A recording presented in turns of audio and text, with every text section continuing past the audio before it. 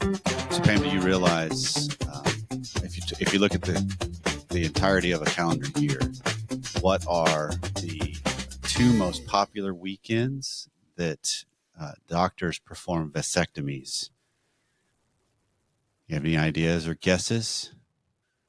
This would be a procedure that's done on a Thursday or a Friday, but what would be the two most popular? Before a long weekend, before a Labor Day weekend, maybe? Okay, well, actually, I mean, this is just some of the I've heard this from several different guys that have mentioned this from their doctors, that the two most prominent times are the first weekend of March Madness that just happened. Oh, genius. And the weekend of the Masters tournament. Yeah, just lay around and watch sports all weekend. Because you've got two big events that are 4 days long of a lot of, you don't have to get up and move very often, and you just kind of have lots of entertainment on TV. Yeah. So if you've missed this window to get it done, fellas, and you're planning on doing a vasectomy, the Masters is right around the corner. Right around the corner.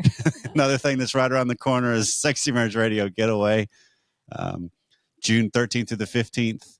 The registration early bird discount goes away. And what's the timeline now, babe? We were just talking about this. Well, yeah, I don't. It's like 19 days. Yeah, it's just over a couple of weeks. April 15th. April 15 is when the deadline goes away for the early bird discount. So join us this year in June. April 15th is when it ends. June 13th to 15th is when you would come join us. smr.fm/getaway is how you can register. And welcome to the show. My name is Dr. Corey Allen alongside my wife, Pam. Always good to be here. We're having honest conversations where what we want to try to land on is the idea that marriage is actually simple, but sometimes the simple things that we need to do are difficult to do because it really comes down to how do you view what's going on? Yeah, you say it's simple and it's not, right? The concepts are, though. I think concepts. I think the aspects of walking through them, not. I think the aspects of what is actually happening in our lives is fairly simple if you objectively look back at it. It's hard to objectively look at it. That's what makes it difficult. Yeah. So we want to hear from you and what's going on in your world. 214-702-9565 is where you can join the conversation. And feedback at sexymarriageradio.com is also where you can let us know via our inbox of questions you've got, things you would like to add to the conversations, or just want to say, hey, we want to hear from you. So let us know. And if you're new to the show, an easy way to find out more about us and what we got going on here is our starter packs. These are collections of episodes arranged by topic and popularity, and you can find all those at smr.fm/starter. So coming up today on the regular version is an email that came in. The easiest way to characterize the theme we'll be talking about is it's a husband that's emailed in, and his wife, the way he interprets this is she wants to be wanted, but she doesn't want to want, which can be a fun and maybe a little edgy, dicey conversation because it's going to be a little pointed possibly when we get into some of the details of this. Yeah. And then on the extended content today, which is deeper, longer, and there's no ads, you can subscribe at smr.fm/academy. We're going to explore the two common attitudes I think people bring towards marriage and relationship. There's an attitude you could have of entitlement, or there's an attitude you could have of exposure. Okay, I'm looking forward to unpacking those because when I brought them, are these supposed to be opposites? Because I struggle with seeing them being opposites, but, right. I'm looking forward to chatting. Right. So Pam's going to be paying attention in the extended content and following right along and jumping in to help clarify. Absolutely. I will be doing my job to ask the questions. So that's coming up right after this. So here's the email that came in. This is from a husband that just it was a longer one, so I've condensed it as much as I could. And I'm also going to do something a little different as I'm reading this. Most of the time we read through an email and then we start unpacking it. Mm-hmm. I'm going to interject some things as we're going. Okay. And so hopefully it doesn't make it disjointed too much. We'll see. But let us know, 214-702-9565 if it was. But so my wife and I have been avid listeners of your show for nearly a year now. We've navigated through significant challenges in our 16-year marriage, including, and we've used individual counseling, marriage counseling, and various courses. We're parents to 4 children, 2 of which have medical challenges, and so our daily life involves balancing numerous responsibilities. While our marriage has improved considerably, I still struggle with feelings of overfunctioning, resentment, and unmet desires. And this is the husband that's emailed in. So I've embarked on the journey of self-improvement, diving into resources and books, but I seek guidance on becoming more resilient, overcoming resentment, and ingrain nice guy tendencies, and ultimately building the marriage we both desire. And so one of my first interjections here is we both desire, or he desires. Okay, so your point being he can't do anything about her desire level? Well, sometimes we think we're on the same page of what we're trying to build, and in actuality, we haven't had the honest conversations. No, are we? Okay. Or she may not really know what her desire is, hence kind of the theme we're going to be heading towards on the wanting to want. That's fair. Because sometimes it's like, no, it's just easier if somebody else does it for me, and then I can just hope I get what I want or complain if I don't. That's where I'm going to be meddling a little bit. Okay. Okay, but that's an important clarification in my mind of sometimes I think I'm going down a path I think we both want, but we don't really both want it. Yours is slightly varied or nuanced, which is a big distinction. Sure. And you go back to what if she doesn't know what she wants? Fair enough. I mean, that's... Yep. Yeah. And so let's continue. Our marriage is way better than it has ever been, but I still feel like we're not quite out of the pit, and I'm not sure what I can do on my end. And again, another clarifying distinction, I think, is does she feel the same? Does she feel the same on it's way better? Does she feel the same it's way better? Or does she feel... he says it's way better, but we're still in the pit. Right. Does she even think that they're in a pit? Yeah, that's a great question as well, because there's always the possibility that simultaneous truths exist here. Yeah. And this is where the way I describe this is couples I start working with, and then I see them a week or 2 later or 3 or 4 sessions in, and they sit down, and I typically start the session with some variation of how's it going? What's going on? Right. Mm-hmm. And one spouse can oftentimes jump in and say, oh, it's good. Things are really good. And then the other spouse goes, yeah, no, it's not. And then the first spouse changes their answer. Oh, well, then I guess it's not good. When there is a possibility, one person in the marriage thinks the marriage is good and the other thinks it's not, and both are true. If I've been living under the belief that my spouse might think it's okay, although I can't, if I'm coming, I mean, you can go to counseling and things you're just trying to get from good to great, right? Mm-hmm. But typically, if you're going to counseling, there's something going on here. Oh, absolutely. There's a pain point somewhere. There's a pain point that's getting you there more than likely. Mm-hmm. So that's interesting to me that one would walk in and that's good. When more than likely that when you're walking in the door, something really is there that isn't. Right. I guess maybe I don't. Okay, so that's just interesting. So, yeah, but that's a component of what happens in married life, and this is what we'll start unpacking as well a little bit more as this email continues. But it's recognizing that each of us can have different characterizations that make it good for me, but maybe not good for you, or as good. Because again, I don't think this is an either or. I think they're a both and. I would agree with that. That it's something that's the idea. If we both want this, but I'm getting more of what it is I want, mm-hmm. and it's not as satisfying and life-giving to you, but it's not a life-sucking killjoy experience either. Yeah. So there's nuances. It's all of this thing happens in the nuances. All right. So let's keep going.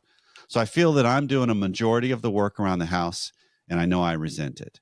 I've asked her to cook a meal a week for a year, and she said that it gives her too much anxiety. I've asked her to help with the dishes or keeping the house clean, but somehow she seems to have plenty of time to crochet, paint, do random crafts with the kids, etc. Ultimately, I think it boils down to I don't feel wanted or desired. As the lower desired partner, she doesn't initiate. She still brings up how she felt like X or Y throughout our marriage. And she's so glad that things are better now. But I feel like that if I were to complain about some of the past, she'd be upset or surprised at how I felt. Perhaps I just need to do it. That he adds that little quantifier, into which my little quantifier is yes. Yeah. It doesn't feel like there's room for me to have a negative thought or feeling or perspective, which has been the case throughout our marriage. When it comes to sex, she's semi-responsive to flirting. She seems to like and to appreciate it, but it doesn't lead anywhere. Her reasoning is often that she's tired, needs to get to bed, or ready for the next day, etc. I'm working on being better at initiating, but after years of rejection, it's taken me a while to get over my fears. And frankly, I'm tired of bad sex. She's very vanilla and has always been. She says she was more adventurous before we had kids, but what I remember is that while we might have had sex more often back then, it was still very restricted to a tiny slice of things that she was okay with, and anything else was completely out of the question, which a quick addendum, which is always the case in every single marriage. That's the idea of sex as leftovers. Yeah. Right? We find a comfort zone, and typically the low desire partner for variety controls that. That's not just the low desire partner. Right, because the high desire may want more often, but may also be very restricted in the types right. of and so here's mannerisms that they here's where he kind of lands it with his question. So it feels like, and I think this is his wording. It feels like she wants to be wanted, but doesn't want to want or have her own desires. Which that's a pretty profound statement, actually, because I think it's something we all are capable of. So point out to me why you think that statement is so profound. Because when you think of life in the context of a relational dynamic, there are many aspects of life where, frankly, it's easier to not have to engage as much and have somebody else carry the weight for me. It's a part of our upbringing. It's part of our relational dynamic. It's definitely part of marriage. It's definitely part of sex. Because if I was to truly start to examine and explore what are my real wants or desires, particularly when it pertains to sex and my sexuality, that's a can of worms a lot of people don't even want to look at and acknowledge exists. Because it's just easier to let somebody else have the lion's share of the work and desire that's necessary to keep it alive. Okay. Because our sex life and there's trauma, there's ignorance, there's naivete, there's pain, there's struggle, there's rejection, there's frustration. I mean, our sex lives reveal a lot of ourselves, right? It's one of the most intimate aspects of our life. Yeah. And, as we talk about, it's one of the areas that you don't talk about so much growing up either, right? Right. And so you may have had someone teach you about finances or not, because I guess that's another one people don't talk about either. Right. But it's kind of taught to be an off-limit topic anyway. Yes. So then when you get into relationship, when you get into marriage, to then try and make that something you talk about. Right. And it leads us down a path of, do I really want to explore that aspect of myself and what can be uncovered in it? Because think of all of the messages we get, negative and positive, on all the aspects of life. I mean, this is not a apples to apples comparison, but I think of somebody in my history with working with people made a comment that they got in trouble for doing something at school, like cheating on a test, or I don't remember what the actual detail was. Yeah. But when they came home, they were expecting dad to be upset about it. But dad's message to him was, don't ever let me catch you doing that again. Like, just don't get caught.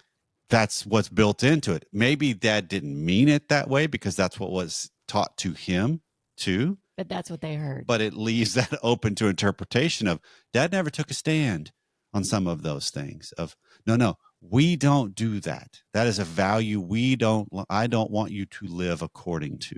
Yeah. And instead it was like, you just need to get better at hiding things.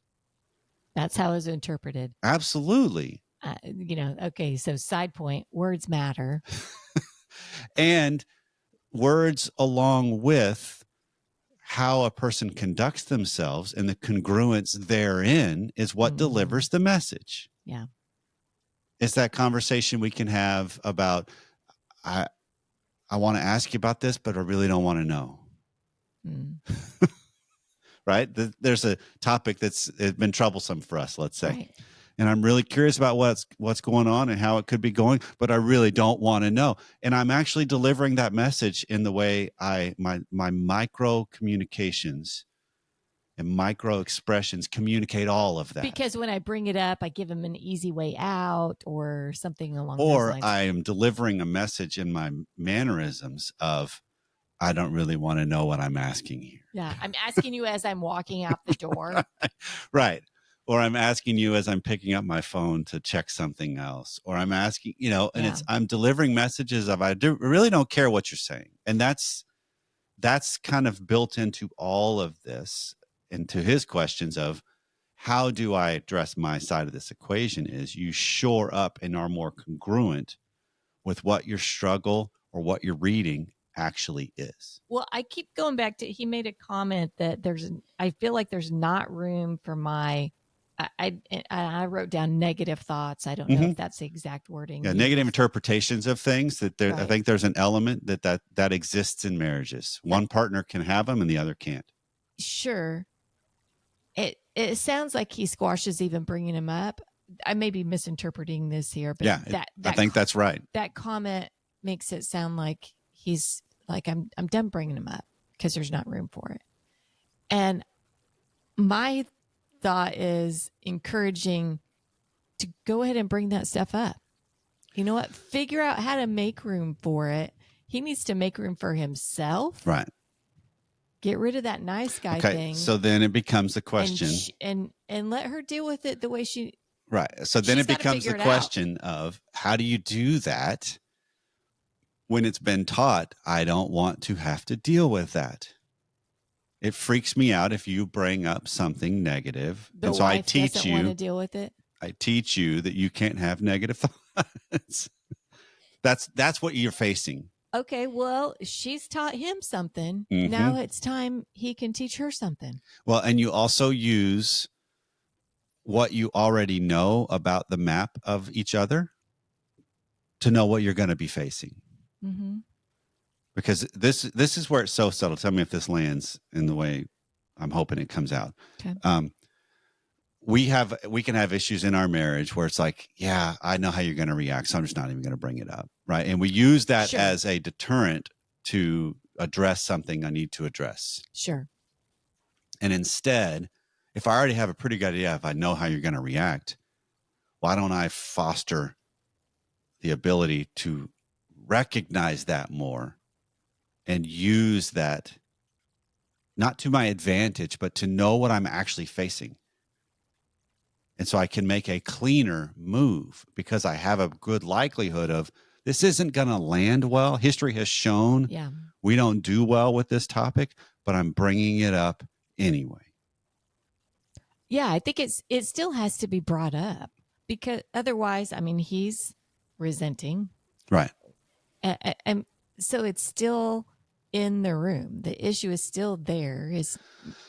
Yes, it is. And I think there is still an element of this that, to step in it a little bit, there is a gender component with how this plays out sometimes, that there is an element, and I'm basing this off of Brene Brown's work, when you're talking about shame and vulnerability begets vulnerability. And early on, when she was just starting to become huge with this talk, she had a husband and wife that were older that were talking to her after one of her big talks. And he asked her point blank, he said, okay, most of your message is aimed at, and research is based on women and females, right? On the vulnerability concept. That's where most of your research and study has come. She's like, yes. Okay. I don't see how this applies to men. She's like, what do you mean? And to her credit, at least she was curious. She didn't get defensive, and Sure. from the way the story has been recounted, because he made the comment of, if I'm vulnerable with some of the things that truly are my fears, my insecurities, my hurts, my pains with my wife, it never lands well. It never invites more vulnerability from her, because it freaks her out, because what she looks to for me in the relationship dynamic, She wants him to be of the solid stability one. and solid and, Yeah. and consistent. And so I think there's a component in there that is at play. I don't want to give it too much credence in this dynamic, but Yeah. it is a factor. I've And seen that in our marriage. I can see that. I can see that. And these guys are 16 years in their marriage, so it's not like it's all brand new. They've got to read on each other. But I mean, what, we were 12, 15 years in, when I feel like I really flipped a switch. Right. And didn't rely so much on things like that. Right. Right. I just think that the dynamic can still improve. Oh, but it improves through the heavy lifting. Yes. Through the facing what life really is. Through, I mean, he's at one of his questions is, how do I become more resilient?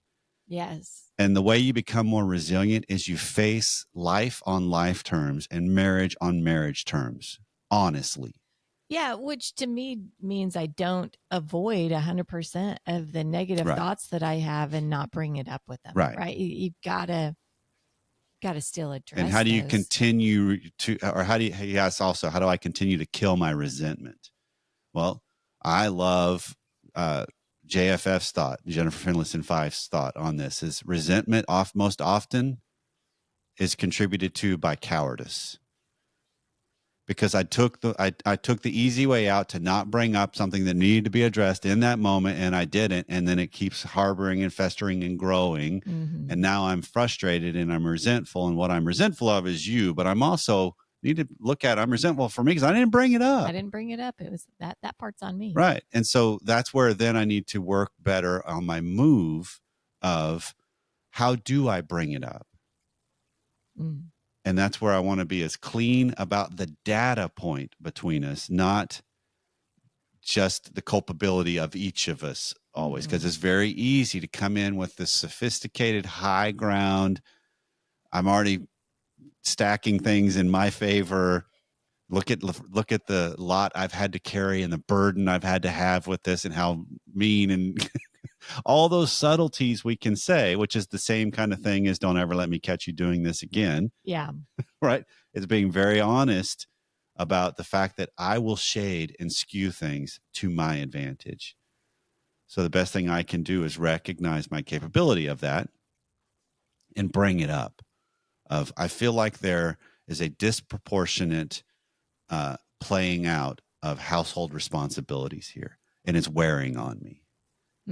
That's a little more global about the data points rather than I have asked you over and over to cook a meal, but yet it wigs you out. You're talking about the data, but you've added a lot of color to it. Well, and you're saying it wigs you out, and that's not about me. What's it doing to me? Right. Right. So that you're too. You let her anxieties that she uses, which is her move. I'm not saying purposeful, but if I'm going to this is one of the things, maybe we touch on this in the extended content when we pivot here in a minute. Maybe if not, and you want to hear more about it, please 214-702-9565. Let us know. There are a lot of things we allow to carry way too much weight in marriage, and trauma and fears and anxiety are among them. Oh my gosh, you're going to get some calls on that. Fine. But it's one of those, like, if I want to face life on life terms, how long do I want to keep those things back in the corners that will continue to wreak havoc versus I actually face them? Okay, so that's your point, though. Yes. If you don't face them, yes, we all have something that's happened, and bigger traumas, smaller traumas, whatever they are. Are we going to let them hinder us for the entirety of our life, Yeah. Or are we doing something Right. to try and move this- and make life? It's the same darker. thing going on with this marriage. How Yeah. long do you want to let the pattern that is be the pattern that you want it to be? Yeah. Because if we're culpable in co-creating things and allowing things to continue until I start implementing boundaries Yeah. of this is what's frustrating on the impact of what's been created. Yeah. And then again, you boil it down to it's one move at a time. All of our big pivotal conversations that have changed our relationship and will continue to do so because we will do these multiple times still going forward. Yeah. We actually had a little bit of one over the weekend, right? Of just airing some stuff and navigating some things and actually coming to a different kind of, oh, that's a path that, all right, Yeah. let's see where this move may take each of us. Yeah. But it really is that simple of I have an idea of how she's going to respond, Mm-hmm. but I make the most appropriate move I can about the data that's in front of me. And then I see how she responds. Mm-hmm. And then I go from there.